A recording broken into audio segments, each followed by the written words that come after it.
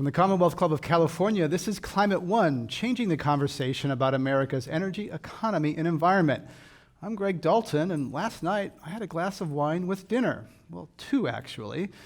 In California, wine bottles and stores carry signs that say drinking alcohol may increase cancer risks. Does that mean that Americans who drink and I are in denial about alcohol and cancer? On the show today, we will discuss many forms of denial, from a little bit won't hurt me to burning fossil fuels isn't warming the earth. Experts say some denial is human, normal, and necessary. It also can be manufactured and dangerous. Here at Climate One, we often come at questions from different disciplines and perspectives, and today on the show, we'll hear from a scientist, a journalist, a psychologist, and an editorial cartoonist. Along the way, we'll include questions from our live audience here at the Commonwealth Club in San Francisco, which includes people living in denial about many, many things. Michael Mann is, I can tell, just looking. Michael Mann is Distinguished Professor of Meteorology at Penn State University. He is co-author of the new book, The Madhouse Effect: How Climate Change Denial is Threatening Our Planet, Destroying Our Politics, and Driving Us Crazy. Renee Lertzman is an author and speaker who focuses on the psychological aspects of climate and the environment. She's the author of Environmental Melancholia: Psychoanalytic Dimensions of Engagement. Cristine Russell is a veteran science journalist. Her writing has appeared in Columbia Journalism Review, Scientific American, The Atlantic, and The Washington Post. She's a senior fellow at Harvard University's Kennedy School of Government. Tom Toles is the editorial cartoonist from The Washington Post and author of the Tom Toles blog. He's won many awards, including the Pulitzer-Prize for editorial cartooning. With Michael Mann, he is co-author of The Madhouse Effect. Please welcome them to Climate One.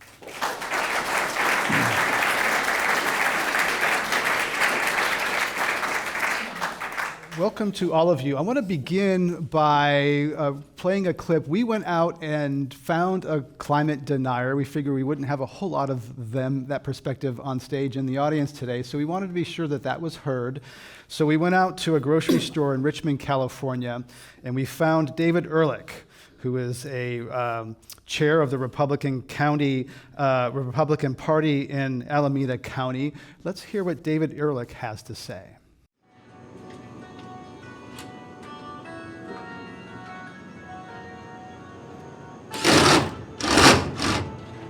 My name is David Erlich. I'm from Los Angeles, California, but I currently live in San Leandro. I'm an electrician by trade, and I am the current chairman of the Alameda County Republican Party. The first political moment I remember in my life was my parents screaming at the TV at Jimmy Carter. And then I also remember selling lemonade in the odd-even lines for gas. We lived about a half a mile from a gas station that the line went right past our house. When I was in junior high school, the big thing is we're all going to freeze to death because there's a hole in the ozone layer. We can't use aerosol sprays anymore. I remember my mom was a big hair gal in the 80s, and she liked her hairspray, and she thought it was going to be taken away.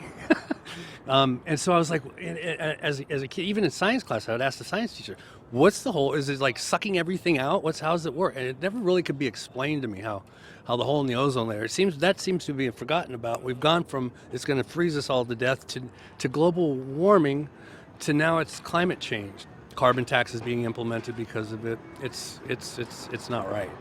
It's not right. So this is low voltage. So this is only 12 volts going through here. They're being strapped up because the LEDs only use 12 volts.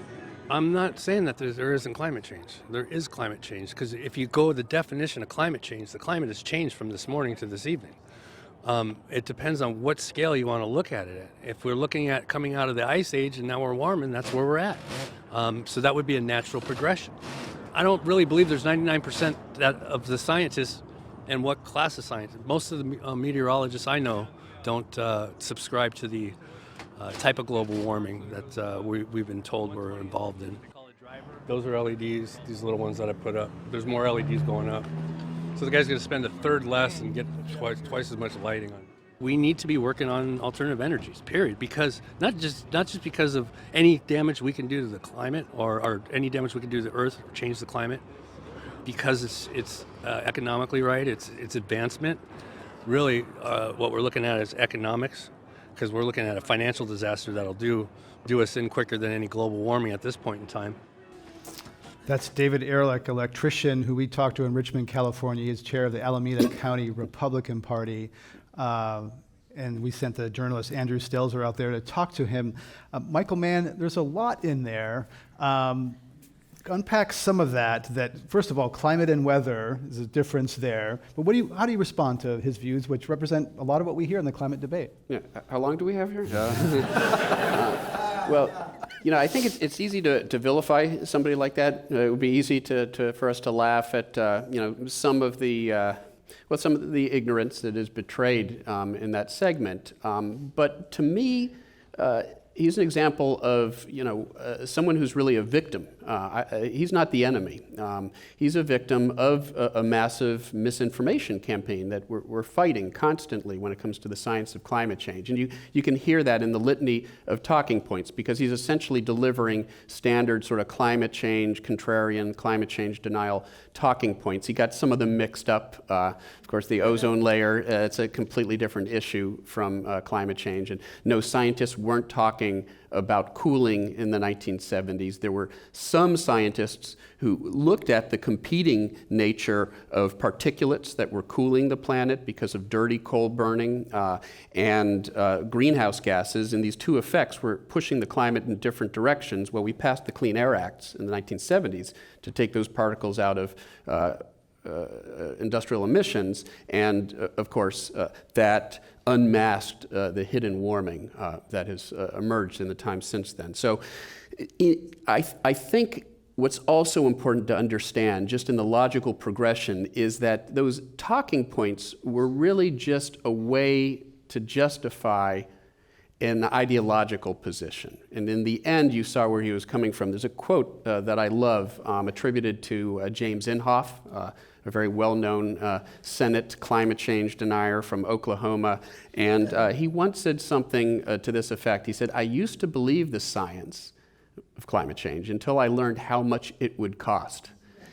And I think that statement really betrays sort of the underlying mental process that's at work, and I'm sure Renee can shed some additional light on that. So I think it's important to understand that in the end, this person comes out on the right side of the issue, and maybe there's some internal conflict. Maybe he ultimately understands that there is a problem here. He doesn't want to explicitly mention it because, climate change is sort of, for the tribe that he belongs to, it's ideologically inappropriate to concede that climate change is real, but in his heart, he sort of knows that it is, and he knows the right thing is to move in the direction of clean energy, and he's actually helping in that effort. So, Renee Lertzman, I made the question of whether the science is even relevant. He's installing LED lights, right? Who cares what he thinks about the science, right? Yeah. He's installing clean energy. Science is complicated, it's abstract. Yeah. Do we focus too much on the science, and is it more emotional things that people respond to? Yeah, absolutely. Well, that example illustrates how incredibly complicated this is, but more so that as humans we're capable of tolerating and managing a lot of contradictions in ourselves and in one another. What I'm reminded of in seeing that clip and in Mike's comments is when we're confronted with information that brings up conflict with our beliefs, our worldview, our ideology, whatever, our mind will actually generate incredible strategies to deny, repress, and basically avoid our engagement with the situation and with the reality. That's just neurologically, from a neuroscientific perspective, that's what our minds do. When conflict is introduced, our neural networks are activated, and we actually do seek out scenarios that help us stay in alignment with a worldview. And I would add that I think the reason why the messages and the discourse have efficacy and land with people is precisely because there's a incredible difficulty in coming to terms with what's happening.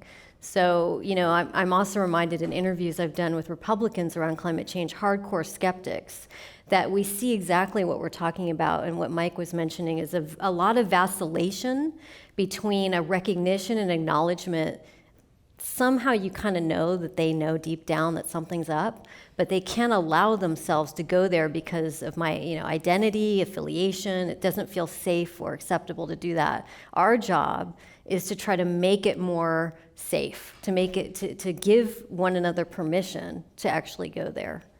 Cristine Russell, has the media done a good job doing that?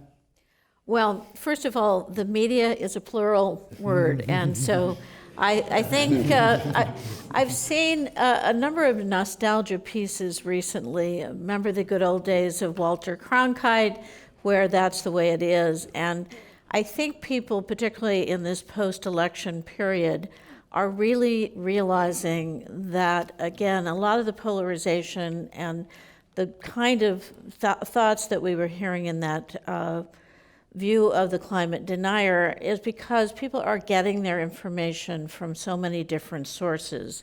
And so one of our problems, if you're in mainstream news media, is getting people the information. And people are still getting a lot of information from television, but they're also getting it from selected sources of information that reinforce what they think to start with. And so we don't have that collective wisdom. And I think one of the challenges for science, for journalism, for any field is how do you get a better, more educated audience on some of these areas of science? And back to the point you made, I don't think people have to be scientists. And looking at the conversation he was having as the electrician about his beliefs as if somehow he could sort out the science. And so we've lost some trust, and I think the news media has also lost a certain amount of trust, and people are blaming the media, and certainly in this election campaign, particularly on the Republican side, the media is as much a target as everybody else. And so we, I think, in the news media, in mainstream journalism, really have a challenge to try to reach out in a bigger pond and reach other people than just preaching to the converted. So I think we really have a challenge, and I think we're going to have a lot to cover in the coming months, that's for sure. We're going to go to our other member of the news media in just a minute, Tom Toles. First, I want to show you another clip in a recent episode of National Geographic's climate change program, The Years of Living Dangerously. Jack Black talks to a psychiatrist, Lisa Van Susteren. Jack Black is sitting on a beach, laying back, and there's a psychiatrist sitting in a chair with a pencil and a pad next to him. So here's Jack Black talking about climate change. What we know is coming is sea level rise, 3 feet, 6 feet, 12 feet. What is it that keeps me from really believing or wrapping my head around these facts? Here's your premise that's wrong. You are thinking that our brains are only rational, and they're not. Our brains are wired in part to deny unpleasant emotions. There is a part of our brain which is highly rational, analyzes data, takes in information, and then there's the emotional part of the brain. And the emotional part of the brain is extremely powerful. And it feels more comfortable just to shut down the scientific part of my brain and just enjoy the right now. That's Jack Black in Years of Living Dangerously talking to the psychiatrist Lisa Van Susteren. Tom Toles, humor gets to a deeper level, perhaps get to that emotional level. So how do you approach climate change in the cartoons that you've done in the book?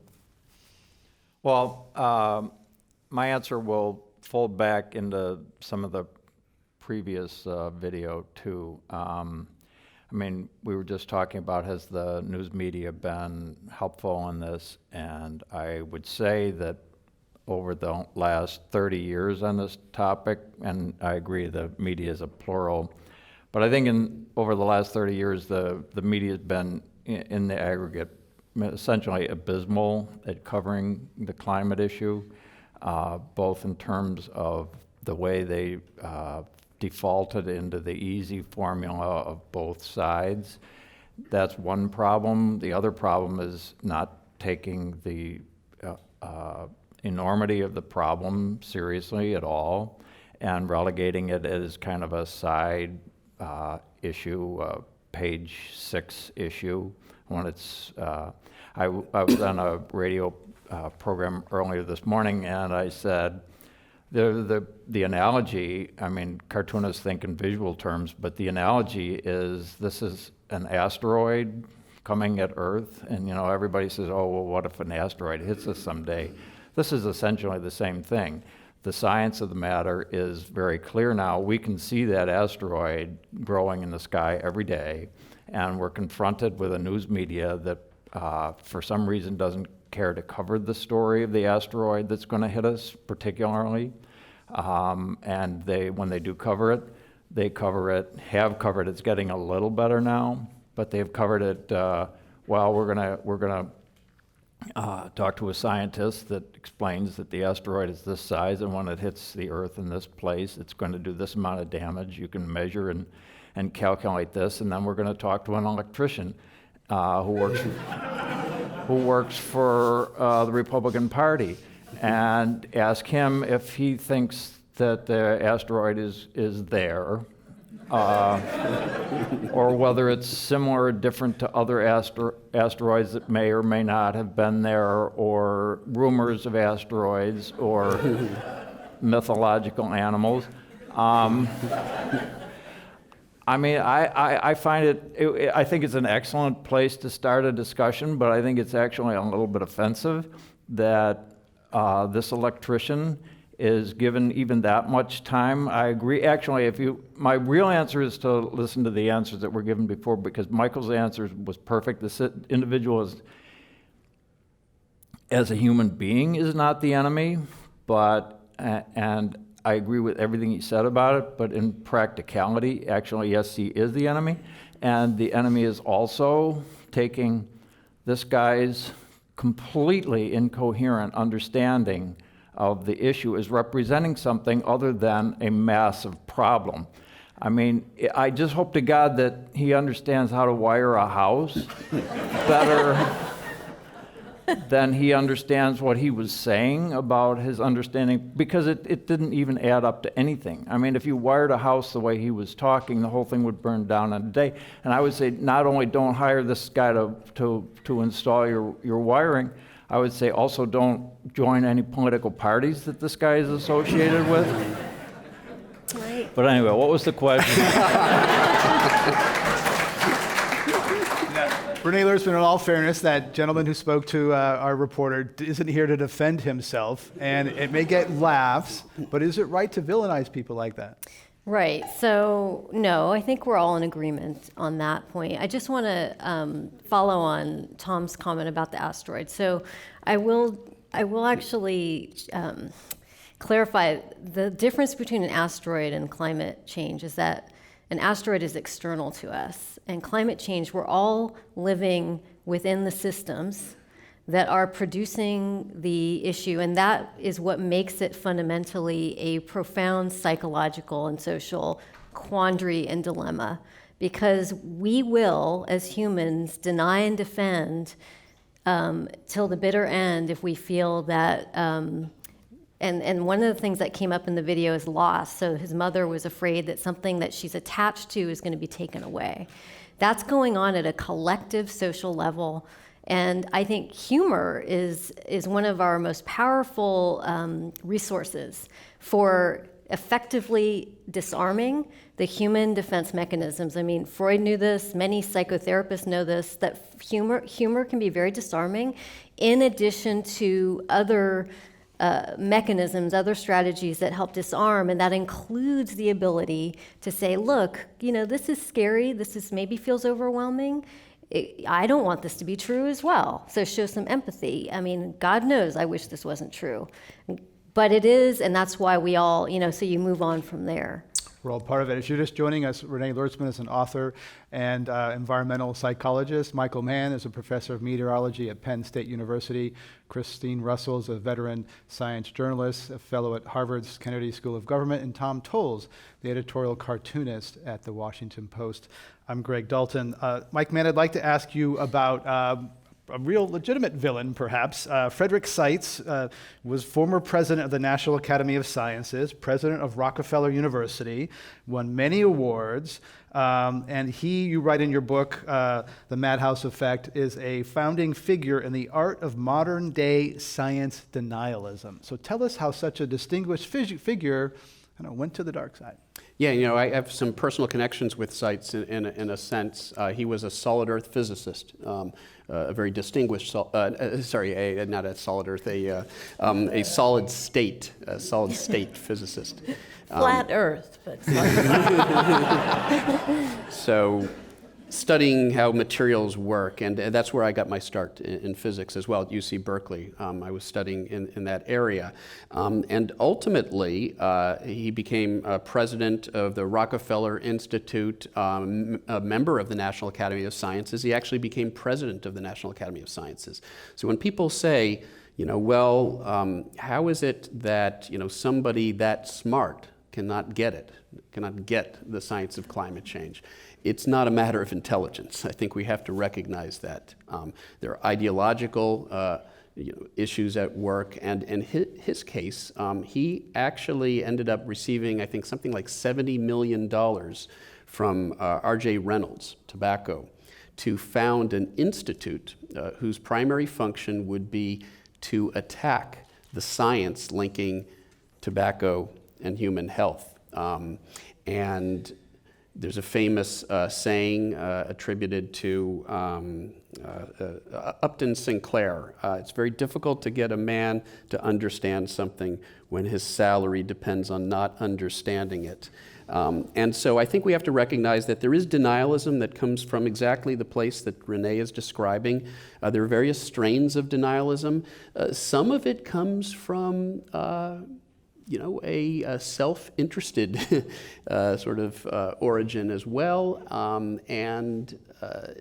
I think in some sense that's the more challenging denialism to access and maybe convert and turn around because it's so self-interested and it's so tied to ideology. I don't think any amount of information was going to convince a former president of the National Academy of Sciences, that he was wrong about this science. I think he was absolutely convinced that he was right, and he was convinced that he was doing the right thing from a political standpoint. I think that's a harder nut to crack. I think it's part of what we face, the fact that climate change denialism, that people like the electrician that we're talking about, as I said before, I see him as a victim of a campaign, a massive disinformation campaign. The same interests, some of the same talking heads who were working for the tobacco industry decades ago, denying the connection between tobacco and climate change, are today receiving money from fossil fuel interests to undermine the public's understanding and policymakers' understanding of the science of climate change. And that is, suffice it to say that those people, to some extent, were operating in the shadows. Given the latest round of nominations for various departments in our presidency, those people may now be controlling the reins of government, and that's something we haven't seen before. Tom Toles, you're going to have a lot of fun the next 4 years. Only if you find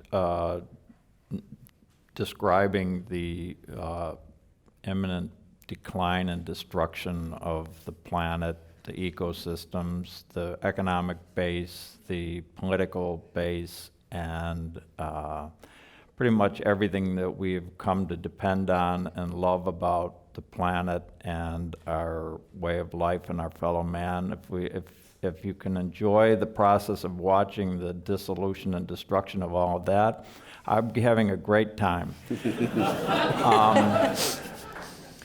I agree with Renee, and I mean, climate has been described as the political policy problem from hell, and the recent research on the way the brain functions, the way it has evolved as a many tracking system, some of the tracks are rational, some are instinctual, some of them are selfish, some of them are social.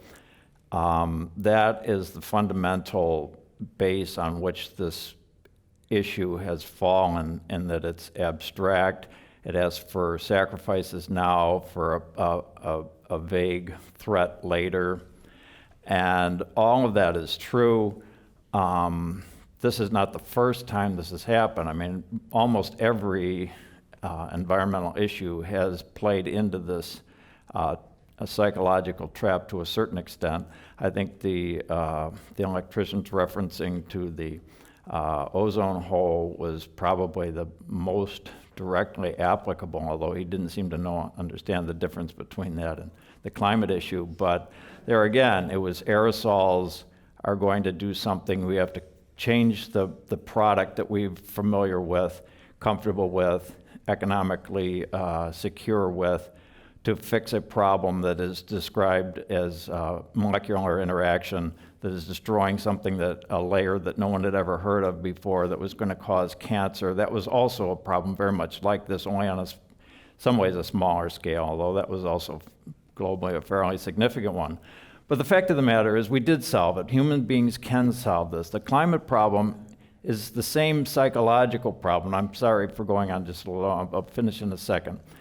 The psychological problem is there, but you take away the specific, directed, focused, targeted misinformation campaign from the fossil fuel industry, this problem would look entirely different. The public opinion, even the opinion within the Republican Party, and I use that as a generic, not necessarily always in every case, every Republican, but even the positions and policies within the Republican Party were starting to come around.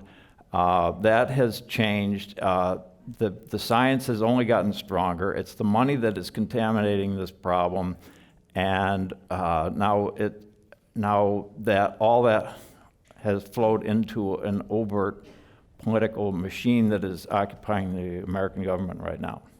Tom Toles is the editorial cartoonist for the Washington Post. We're talking about climate denial at Climate One.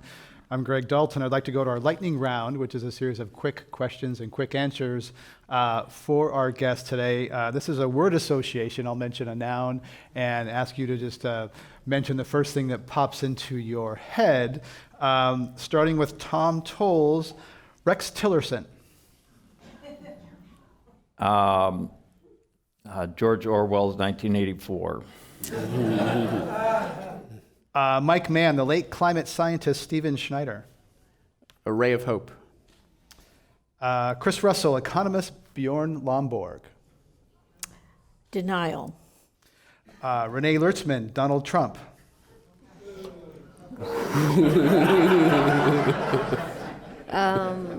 Narcissist. This is a yes or no, true or false question for Mike Mann. A primary reason Americans haven't taken more action on climate change is they lack the basic facts about burning fossil fuels. No.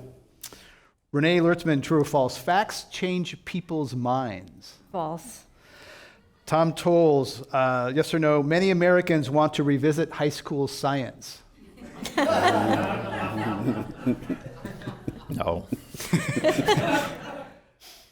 Chris Russell, yes or no? Talking about science makes the climate conversation unnecessarily complicated and boring. Yes.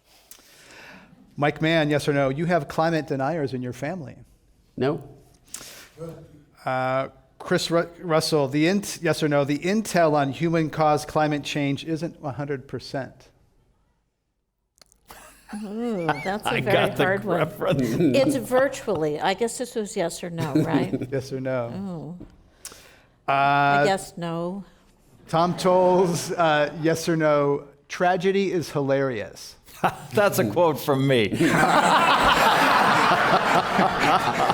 So Well, in the I ripped it off his context that I blog. wrote it, yes. And actually, But you got it from someone else. and actually, Tom has a cartoon on that number where the cartoon says it's 100% of scientists, and then there's a correction on the news. No, it's 99.5%, and the person at home said, "Aha, something's wrong." So I had to think through that cartoon. It's in the book. It's in the book. The Madhouse Effect.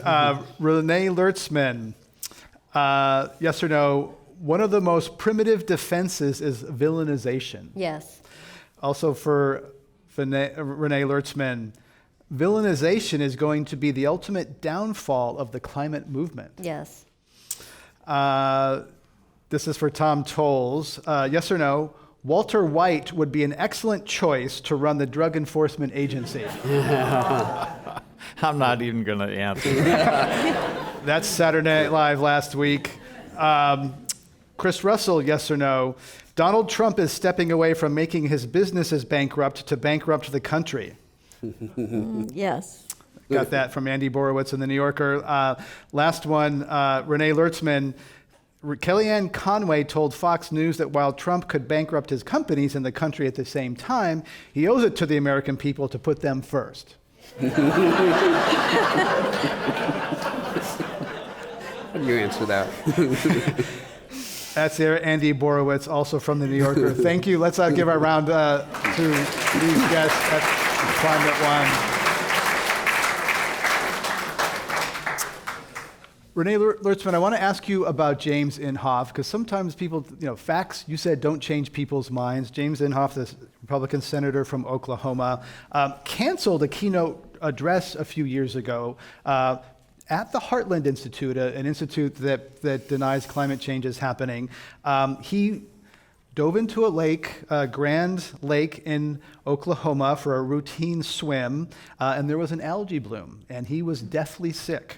And his 13-year-old granddaughter didn't want to go into that green stuff. And speaking to humor, Senator Inhofe said to a local paper that the environment strikes back. So tell us about the power of personal influence, personal experience, and perhaps children getting to deniers as a way of changing their views. Can I just interject very briefly?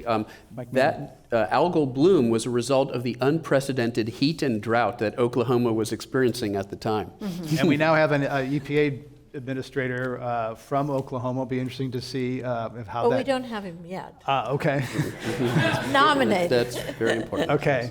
So Renee Lertzman, what I'm trying to get at is personal experience, loved ones, changing people's minds that have not otherwise been changed by facts. Right. So, yes, there's enough evidence and research that supports the fact that when we have direct experience of issues, that influences our perceptions, but we want to be very careful that we don't go too far in that end of the spectrum. So going back to the point around our psychological challenges around engaging with these issues, we do have imaginations. We do have capacity to engage with our imagination, but having that direct visceral experience can support that, but it's not the full story. So Carrie Norgard's work, and I know Carrie has been on the stage as well talking about her research in Norway, her book Living in Denial explores how people living in a village where snow was literally not there, people were still in profound denial. So even when things are right in front of us, waters are rising, homes in Calgary are being flooded, people can still absolutely be in denial of what is happening. The point that you mentioned around the influence of children is also becoming more recognized as very powerful. So one organization, the Alliance for Climate Education, that I've been working with actually is focusing on supporting young people to have more effective conversations with their parents. We're going to be studying that, doing research with some folks over at Stanford. So we will be able to see how the conversations that young people, especially teens, are having with their parents and how that might introduce some openings. And this also relates to the point around conversation, that when we're in social interactions with people we trust and care about, that is absolutely where we can start to see openings in how we, the fixation on the denial. A lot of people hoping that Ivanka Trump can get to her dad. Chris Russell. Well, no, I was going to say, in the smoking, I covered a lot of the smoking wars and the financial influence, but also during that era, there were good studies showing that kids who had learned in school about smoking came home and did have an impact on their parents, and wisely so, given secondhand smoke as it turned out to be. So I think this anecdotal approach, it's also used in journalism quite a bit, the anecdotal lead where you tell the story. of what has happened to someone.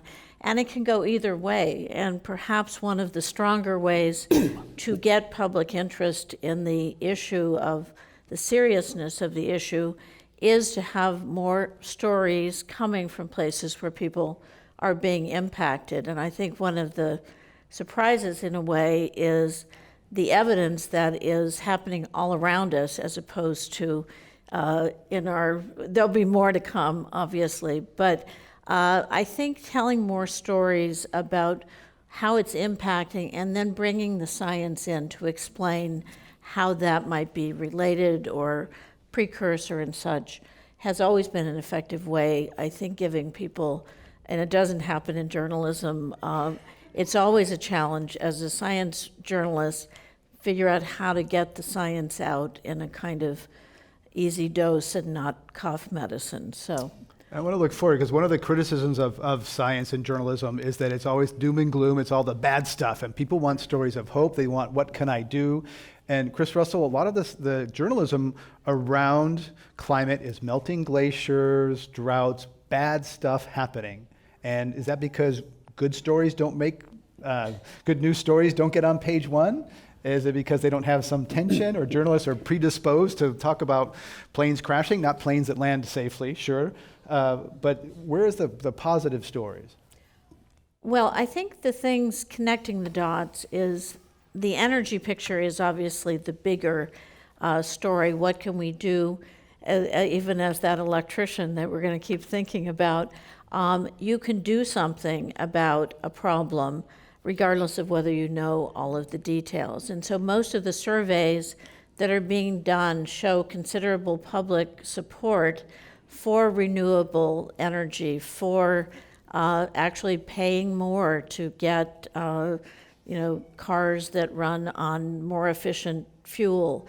So I think that energy and technology, if it's not exaggerated, provides a kind of counterpoint, and also the speed with which, particularly all around the world, renewable energy is growing, gives people something to do, because I think it's definitely true.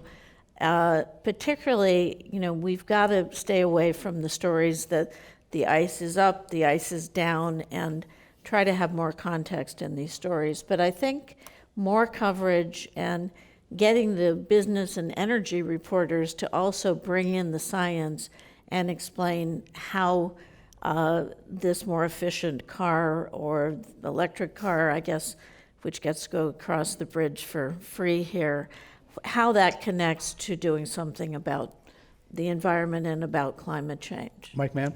Yeah, I was just going to say that that sort of the ice is up, the ice is down. Andy Revkin refers to that as the whiplash effect. These seemingly contradictory stories that people hear that causes confusion and doubt and potentially denial. I wanted to actually poll the audience, if I may. Who here read this story, which appeared over the last few days? We have now seen the third year in a row where global carbon emissions did not increase, even as the global economy continued to increase. So this is an informed audience. Yeah, a quarter of the audience. Yeah, and that should be leading page one, as far as I'm concerned. But at the same time, there was also the story about methane going up. So, there's the counterpoint. The whiplash effect. Renee Lertzman, facts are confusing. Facts haven't changed. This mountain of facts haven't caused us to do the thing that we need to do. Can we just put science and facts aside and deal with something else, as Jack Black wants to do on the couch on the beach? No, absolutely not. But what we really have to do is take a more integrated approach that recognizes that fact and reason and rationality have to be integrated with the emotional reality.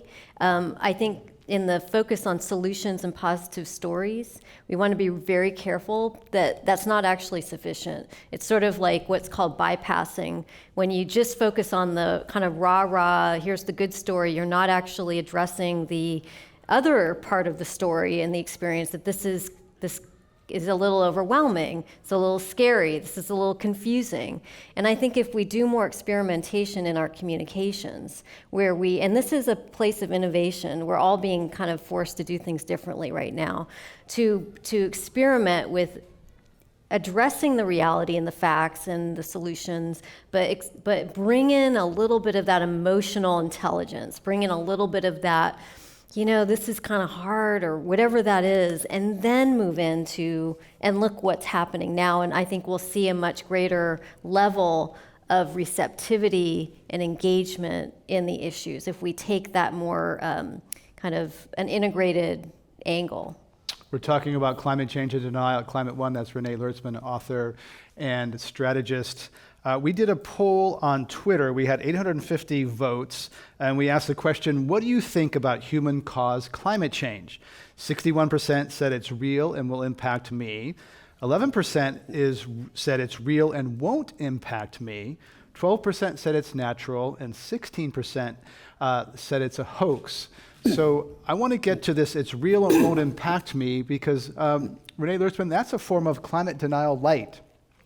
We're talking here about denial, which is it's not happening, and we hear about that. But there's another thing, which is it's happening, but it's going to hurt people far away, or polar bears, or people on Pacific Islands. It's not going to affect me on a hill somewhere where I'll be safe from sea level rise. Right. I call this the kinder, gentler climate change denial. Right, exactly. Yeah, Mike's written about the kind of these variations as well. So there's some nice research out there around these variations. You can think of it as rationalization, distantiation, where you're actually putting space or distance between yourself and the issue.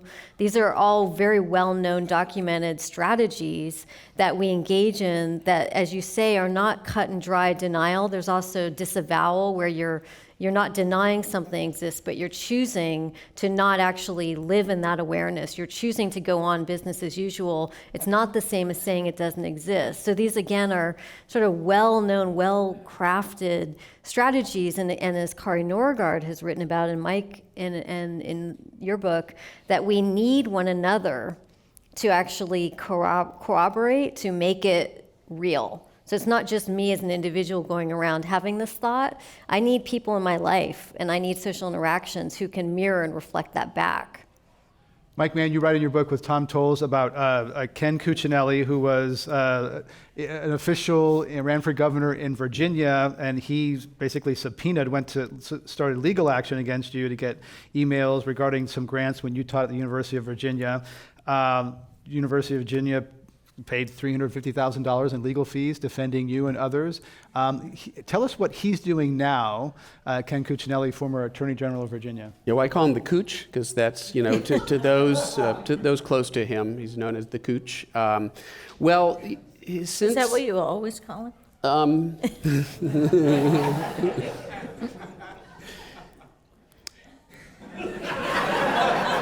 I'm trying to think, and I no think answer needed. every instance I can think of. So he was ultimately not victorious. His civil subpoena was defeated, was rejected by the state Supreme Court. Undaunted, he ran for governor of California in the last election. Governor of Virginia. Of Virginia. I'm promoting him all of a sudden. Governor of Virginia, I campaigned actively with his opponent, Terry McAuliffe, who was victorious. Ken Cuccinelli, in defeat, went off to work on an oyster farm on Tangier Island, which is a small island in the Chesapeake Bay, which is slowly succumbing to the effects of global sea level rise. Now, Google it. It's true. You can't make this stuff up. Climate change, there really is no greater hypocrisy, in my view, than the hypocrisy we see, climate change denial. People often think that they'll get out in time. They'll see it coming, they can get out in time. I want to ask Tom Toles about one of his cartoons that's in the book, Madhouse Effect in the Washington Post. It's a villain in court testifying. It's this big, ugly monster, and he's in court, and he says, maybe that storm was one of mine, maybe it wasn't. You can't prove a thing, so you'll just have to let me go. Yeah, I mean, the one of the games, there have been many games played in the debate over climate change, and one of the games that the denial community has played is they take a fact from the science side that you cannot specifically attribute any one event to climate change, it could have been it could have happened anyway, which is true. And it's just a cynical game of tangle-footing your opposition with their own honesty. And so they always deploy that against the news media in particular, any linkage whatsoever. And I've dealt with this in my cartoons, because the cartoonist, I'm trying to convey visually and viscerally what climate change will be like.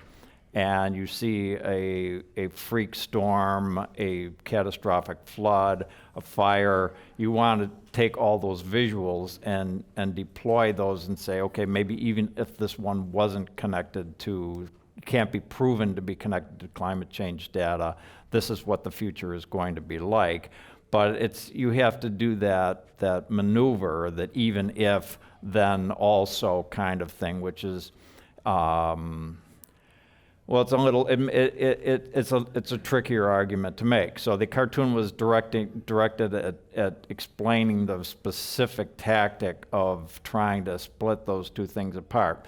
Before the conversation gets away from this, and I know I'm stepping outside the question you've asked, I think Renee has gotten the psychology of this exactly right. I just want to push back on that a little bit, which I did already once, and I'm going to repeat it a little bit. The psychology is very real. It's not simply a psychological problem. You take away the industry funding on the specific targeted, politically directed action that this money is being used for, the psychology of the politics would be better. Wouldn't necessarily be fundamentally different, but it would be, the politics would look a lot different. And a lot of the progress that we've been making, both in terms of public education, both in terms of international policy, national policy under the Obama administration, we have in this last election crossed over into an extraordinarily hazardous moment where all the gains are at risk. I don't think they're lost. But politically, this is an extraordinarily hazardous time that I don't think we've even yet realized. This is a dangerous time for climate and a whole lot of other things too. But we are out of screwing around time. There's no time left. And it sounds like I'm arguing with Renee. I'm not. She's right.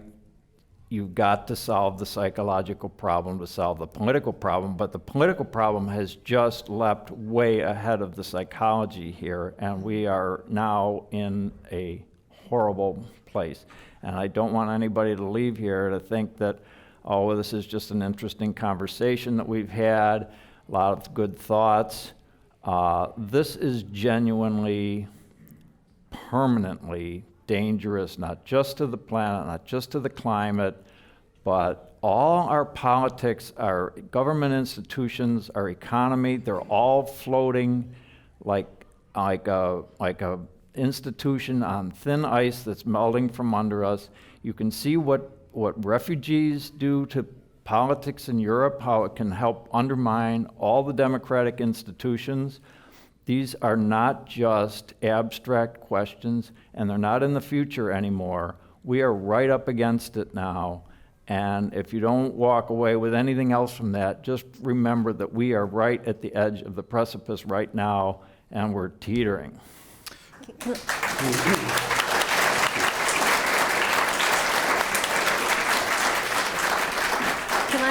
Tom Toles is the editorial cartoonist from the Washington Post. We'll have Cristine Russell quickly, and then we'll go to audience questions. I also just want to respond. Sure, okay. Chris Russell first, and then. I was just going to say that going forward, as was said earlier, a lot of this denial has come out of the shadows, where you have headlines saying the nominee for the EPA is a climate denier. So I think one of the really important things going forward is the fact that I think the news media is going to toughen up in terms of following the history and digging down to hear more about their history, where their funding came from, and more investigative reporting on that front. The follow the money, follow the history, I think will be being done on all fronts, not just by journalists, but I think there's going to be an opportunity to make it very public because the announcements are very public. And so I think people will have a better idea of who these candidates are. And certainly we're getting mixed signals from Donald Trump, but the nominees say his intentions. So. Fair. Renee Lertzman, Tom Toles painted a very dark picture. What do people do with that fear? That's sort of a dark, is that a mobilizing place? People know that, but they don't know what to do with it or where to go with it. Exactly. I mean, it's a terrifying, paralyzing, potentially paralyzing place. Trauma does tend to fight, flight, or freeze us. I just want to clarify that I'm in complete agreement with your prognosis and your position. Where I'm coming from, I recognize the enormous machinery that's, in motion here. What I think we have to really attend to urgently is to find ways to support one another in resisting that, the mechanisms that you've described so acutely, right? So I just want to make that very clear. I'm not at all saying there is not a huge, massive, scary political context we're in, but unless we actually bring in some psychological insight into how we can support ourselves and one another in moving through the paralysis and through the denial, we are really going to be in, even more danger. People don't know what to do about it. We're talking about climate denial at Climate One. You just heard Renee Lertzman, an author and strategist with a psychological background. Michael Mann is a professor of meteorology at Penn State University. Cristine Russell is a veteran science journalist and fellow at Harvard's Kennedy School of Government. And Tom Toles, the Pulitzer-Prize winning editorial cartoonist for the Washington Post. We're going to invite your participation in the 11 minutes we have left. We're going to make these questions quick and brisk and get in as many as we can. Wow. And we have a stampede. We'll keep our answers short. Yeah. Which is great. To get through, and some people are making a dash. So what we'll actually do is we'll pair up. We'll take two questions at a time at the microphone. Microphone back there. The questions are line forming. We're not going to get through the whole line, I'll tell you that. Let's go to questions. We'll take two at a time. Yes, first question, please. Willful blindness is a legal theory that's employed in the drug industry. Do you all see any connection where it could be used in this fight against climate change? Thank you. Willful blindness, and we'll take the second question. Very, very much appreciate the panel, and it takes a cartoonist to get us serious. Thank you. What kind of climate event will finally wake us up so that we do not squander any more time, because we have no time left to squander? Thank you. Willful blindness, Mike Mann. I think that argument has been made. I think that was used against the tobacco industry in the legislation, in the court case that was brought by the state's attorneys general, that they knowingly hid information about the adverse impact of their product. The same argument today is being made actually by the same lead attorney from the tobacco wars, is now making the argument that ExxonMobil, for example, may have engaged in exactly the same behavior. Second question is, what event will finally mobilize? We saw Superstorm Sandy, Hurricane Katrina, all these incremental things. What's going to tip the balance? Who'd like to take that one? Tom Toles. I'll take we've had massive fires. We've had flooding from tornadoes. From hurricanes. We've had tornadoes. We've had flooding from just freak rainstorms. Michael, on the radio program this morning, mentioned that for ordinary pollution, when the Cuyahoga River caught fire, that was the flood. That was the event that triggered the public understanding of the issue. I have my own theory: is fires weren't enough, flooding wasn't enough, hurricanes, tornadoes weren't enough. The environmental event that's going to change the understanding of this issue is when people come out of their houses and march on Washington and march on fossil fuel companies. It's going to be a tidal wave of human beings. That's what it takes right now. Everybody's going to have to get out of their chairs and do something. Some people would say food scarcity, seeing it in the aisles of the grocery stores might affect. Let's go. We'll take 2 questions at a time. Welcome to Climate One. Before the election, there was a great piece in the Atlantic titled "Donald Trump is the first demagogue of the Anthropocene." Its premise was that we would have expected conditions for the election of a demagogue to have emerged looking at the climate data, but maybe not till 2050. So everything's happening faster. It's here now. And my question is to contrast that with the need to get over things like having villains. How do we confront this sort of the urgency of things happening faster and not being in denial about that with needing to attend to sort of changing some of the dynamics socially about how we understand villains or these qualities of humanity we need to kind of rise to the occasion? Thank you. And then second question. Real quick for everybody, when did you start thinking climate change was an issue? Sort of how did that happen? And did you come from a skeptical or just not thinking about it viewpoint beforehand? Personal epiphany or moment, realization. Who'd like to take that one? Well, for me, I'll answer very quickly. I read early on, 30 years ago, I read the stories. They said, okay, maybe it isn't proven. If it's true, it's catastrophe. Steps now can be taken. For me, it was one of the problems where the downside risk was a different order of magnitude than most problems, even if the science wasn't right. I started drawing about it then. I continued to draw about it because the rest of the media was not taking that seriously. I was just sort of trying to add an additional voice that didn't seem to be there. Renee Lertzman, the previous question was this urgency. We need to change quickly, and yet we need to change things that seem to change slowly, like our consciousness and these systems happen slowly, but we got to go fast. How do we handle that? Well, humans can change and respond to events incredibly quickly. It happens in behavior change and in personal kind of psychological situations all the time. The most expedient, fast way to accelerate change is by disarming our defenses, by acknowledging what's actually going on and making it safe to go there.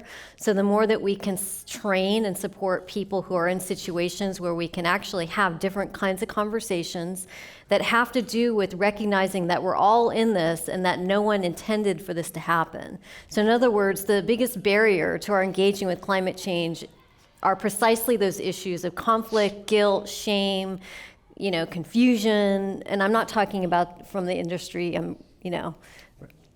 Mike Mann. Yeah, so to complement that, I think that's important, but we know that market forces are extremely powerful in directing human behavior, and the bottom line, a price on carbon would absolutely help move us in the right direction. Let's go to our next audience question. Welcome to Climate One. August 2008, Scientific American magazine stated that the effect of global warming can be controlled. Then it goes on to state, if you overlay uncontrolled population rise, there is no hope. You have not at all addressed that. Why not? Thank you. Population question. We'll take one more. Why not population? Thank you. Next question. To address the villainization part, I remember reading a piece, I think it was the New York Times, maybe it was the New Yorker, about basically the way the Italian head, whether he's prime minister or premier, stayed in power because people concentrated on personal attacks rather than the policies that he was implementing. And so I'd like to know whether people think that is accurate, sort of from a psychological standpoint, and if so, how do we shift the conversation from, Trump is the next Hitler, Trump is the next whatever, and all his appointees are whatever, to these are bad things that they're doing? Thank you. Mike Mann, environmentalists, climate people don't like to talk about population. Yeah, that's Well, our good friend Paul Erlich was talking about population some time ago, and there's an identity that we often refer to when we talk about carbon emissions. It's called the Kaya identity. Bill Gates, a couple years ago, took credit for it, having claimed to discover it himself, but it's actually been around for more than a decade. And it's a simple sort of mathematical expression that tells us how much carbon builds up in the atmosphere. Well, it's a product of how many people there are burning carbon. It's a product of how we are getting our energy. And there are a number of terms, but the first term in the Kaya identity is population. So all other things being equal, more people on the face of the planet using more energy that is gained from the burning of carbon are going to produce more carbon emissions.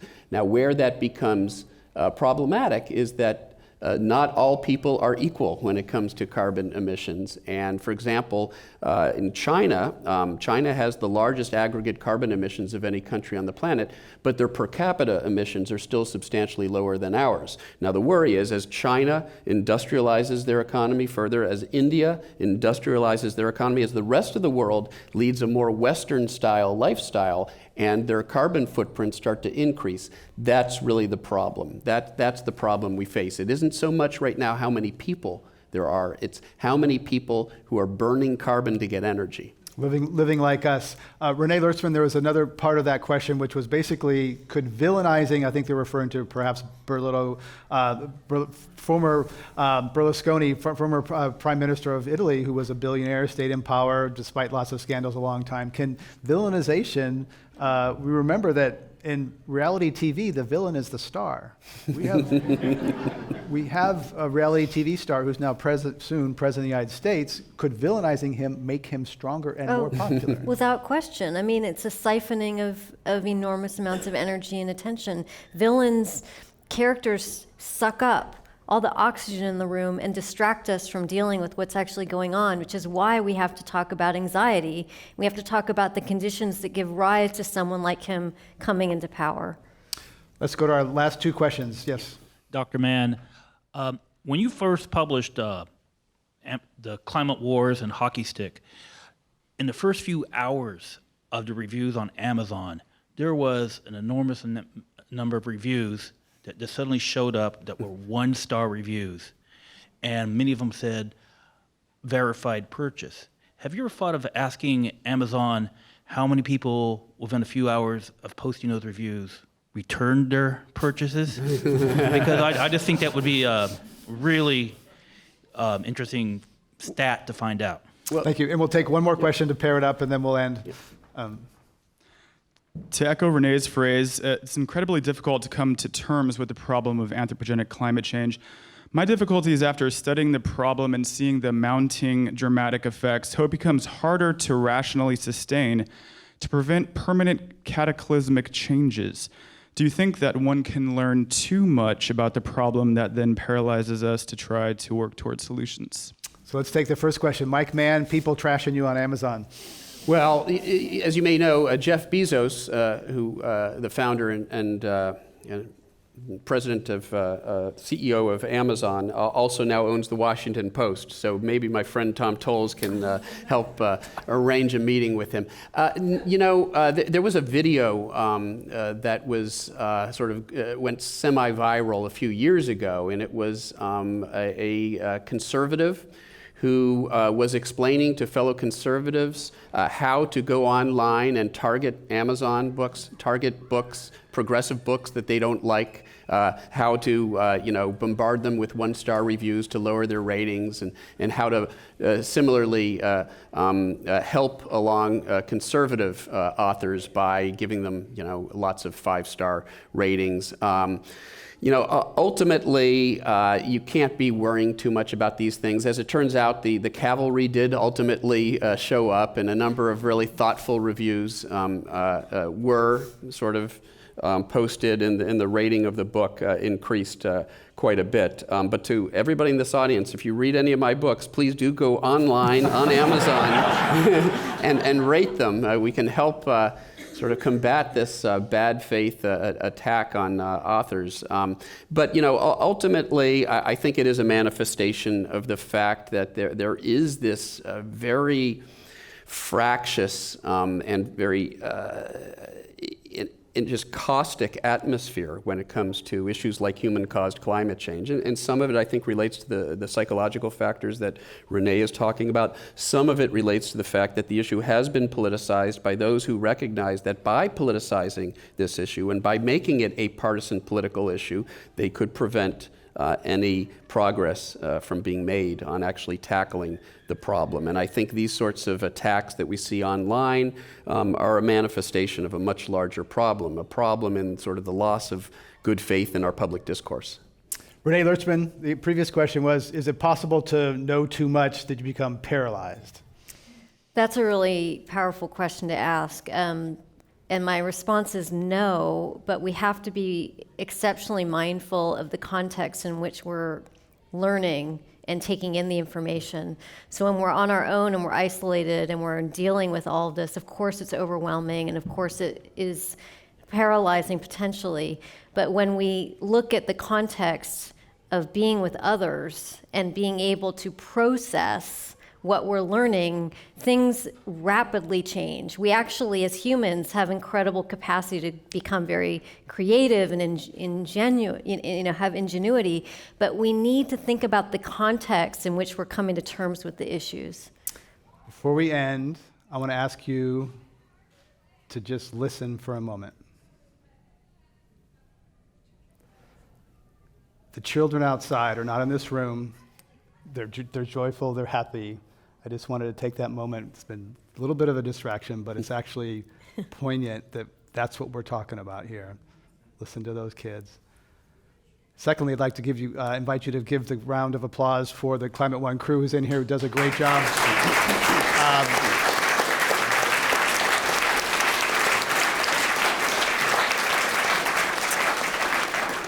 We have to end it there. We've been talking about climate denial and the hope for addressing climate change with Tom Toles, the editorial cartoonist for The Washington Post. Cristine Russell is a veteran science journalist and a fellow at Harvard's Kennedy School of Government. Michael Mann is a professor at Penn State University and author with Tom Toles of The Madhouse Effect, how, I forget the subtitle, but how climate change is messing up everything. Climate denial is messing up everything. And Renee Lertzman, who's a psychologist and climate strategist. I'm Greg Dalton. I'd like to invite you to join the conversation on Twitter using our handle @Climate1. I'd like to thank our audience here at the Commonwealth Club and on podcasts and online. Thank you all for being part of this conversation today.